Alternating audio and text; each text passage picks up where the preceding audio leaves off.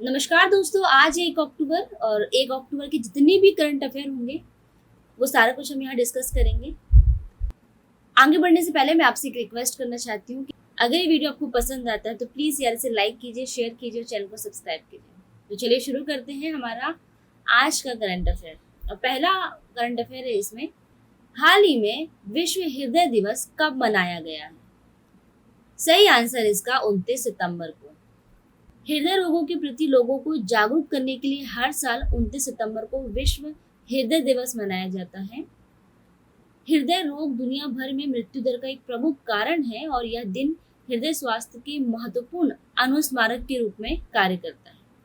और इस वर्ष इस दिन की थीम है यूज हार्ट नो हार्ट।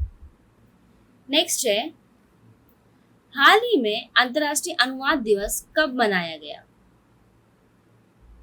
सही आंसर इसका 30 सितंबर को। लैंग्वेज प्रोफेशनल को उनके काम के प्रति सम्मान देने और अनुवाद के वैश्विक महत्व को स्वीकार करने के लिए 30 सितंबर के दिन को संयुक्त राष्ट्र महासभा ने अंतर्राष्ट्रीय अनुवाद दिवस के रूप में घोषित किया है। और इस वर्ष अंतर्राष्ट्रीय अनुवाद दिवस की थीम है अ वर्ल्ड विदाउट बैरियर्स। अच्छा, 30 सितंबर को ही अंतर्राष्ट्रीय अनुवाद दिवस क्यों मनाया जाता है? इसका भी एक रीजन है, क्योंकि 30 सितंबर को सेंट जेरोम की पुण्यतिथि होती है। सेंट जेरोम वही व्यक्ति हैं जिन्होंने बाइबल का अनुवाद किया था, तो उनकी याद में इस खास दिन यह दिवस मनाया जाता है।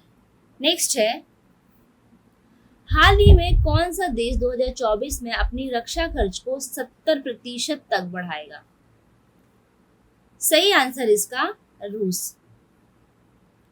रूस अगले साल अपने रक्षा खर्च में 70% तक की बढ़ोतरी करने की योजना बना रहा है, जिससे वह यूक्रेन के द्वारा शुरू किए गए हाइब्रिड युद्ध से लड़ने के लिए बड़े पैमाने पर संसाधन जुटा सके। अच्छा, रूस, तो ये है रूस। रूस की राजधानी है मॉस्को, यहाँ के राष्ट्रपति हैं व्लादिमीर पुतिन, यहाँ के प्रधानमंत्री हैं दिमित्री मेदवेदेव और यहाँ की मुद्रा है रूबल। नेक्स्ट है, हाल ही में किस राज्य सरकार ने मुख्यमंत्री निर्माण श्रमिक योजना शुरू की है? सही आंसर है इसका छत्तीसगढ़ राज्य सरकार ने। कांग्रेस के राष्ट्रीय अध्यक्ष मल्लिकार्जुन खड़गे और छत्तीसगढ़ के सीएम बघेल ने मिलकर मुख्यमंत्री निर्माण श्रमिक योजना की शुरुआत की है। इस योजना के तहत 10 साल तक पंजीकृत रहे व्यक्तियों को और 60 वर्ष की आयु पूर्ण कर चुके निर्माणी श्रमिकों को हर महीने छत्तीसगढ़ सरकार 1500 रुपए की पेंशन देगी। अच्छा, अब छत्तीसगढ़, तो ये है छत्तीसगढ़। छत्तीसगढ़ की राजधानी है रायपुर, यहाँ के मुख्यमंत्री हैं भूपेश बघेल और यहाँ के राज्यपाल हैं विश्वभूषण हरिचंद्रन। अब छत्तीसगढ़ में ग्रामीण आवास योजना राहुल गांधी द्वारा लॉन्च की गई। हाल ही में चाक परियोजना भी छत्तीसगढ़ में शुरू की गई। नेक्स्ट है, हाल ही में देश के पहले कार्डियोग्राफी संग्रहालय, ये क्या होता है कार्डियोग्राफी संग्रहालय? कार्टोग्राफी नक्शे की खोज और उसे बनाने के बारे में है। यह वास्तविक स्थानों को दिखाने के लिए साइंस, आर्ट और टेक्निक का यूज करता है, जो हमें यह समझाने में मदद करता है कि चीजें कहाँ पर स्थित है। तो इस तरह के संग्रहालय का उद्घाटन कहाँ हुआ है? सही आंसर इसका मसूरी, उत्तराखंड में।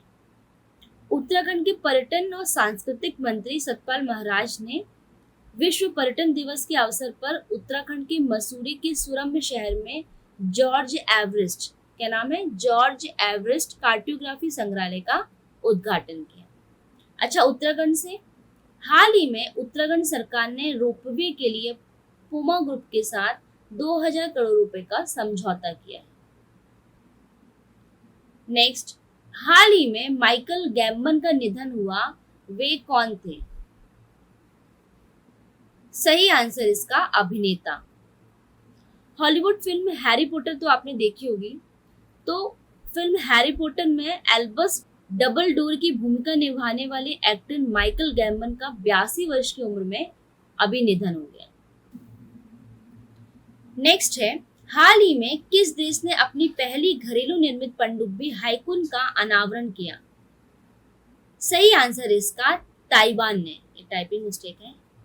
पूर्वी एशिया में एक स्वशासित द्वीप ताइवान ने अपने घरेलू रूप से निर्मित पनडुब्बी, जिसका नाम उसने हाइकुन रखा है, का अनावरण किया, जो संभावित चीनी हमले के वर्तमान खतरे के खिलाफ अपनी रक्षा को मजबूत करने के लिए। अच्छा, ताइवान, तो ये है ताइवान। ताइवान की राजधानी है ताइपे, यहाँ की राष्ट्रपति है साई इंग वेग और यहाँ की करेंसी है ताइवान डॉलर। नेक्स्ट, हाल ही में इंडिया स्मार्ट सिटी कॉन्क्लेव में किस राज्य को 10 पुरस्कार मिले?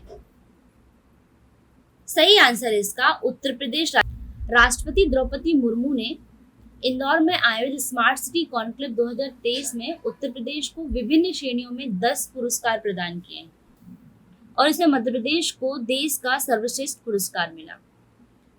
नेक्स्ट है, हाल ही में किस राज्य के मुख्यमंत्री ने पोषण पर पुस्तिका जारी की है? सही आंसर इसका हिमाचल प्रदेश। हिमाचल प्रदेश के मुख्यमंत्री सुखविंदर सिंह सुक्खू ने शिमला में ललित गुप्ता द्वारा लिखित जीवन का आधार आपका पौष्टिक आहार नामक पुस्तिका जारी की। इस पुस्तिका में उन्होंने स्वस्थ जीवन शैली के लिए आवश्यक पोषण और आहार तत्वों के बारे में आवश्यक जानकारी दी है। अब हिमाचल प्रदेश, तो ये है हिमाचल प्रदेश। हिमाचल प्रदेश की राजधानी है शिमला, यहाँ के मुख्यमंत्री है सुखविंदर सिंह सुक्खू और यहाँ के राज्यपाल हैं शिव प्रताप शुक्ल। अगला है, हाल ही में एसबीआई लाइफ इंश्योरेंस ने किसे अपना सीईओ नियुक्त किया है? सही आंसर इसका अमित झिंगरन को। एसबीआई लाइफ इंश्योरेंस ने अमित झिंगरन को 1 अक्टूबर से सीईओ के पद पर नियुक्त करने के लिए बोर्ड से मंजूरी मिल गई है और अमित झिंगरन महेश कुमार शर्मा का स्थान लेंगे।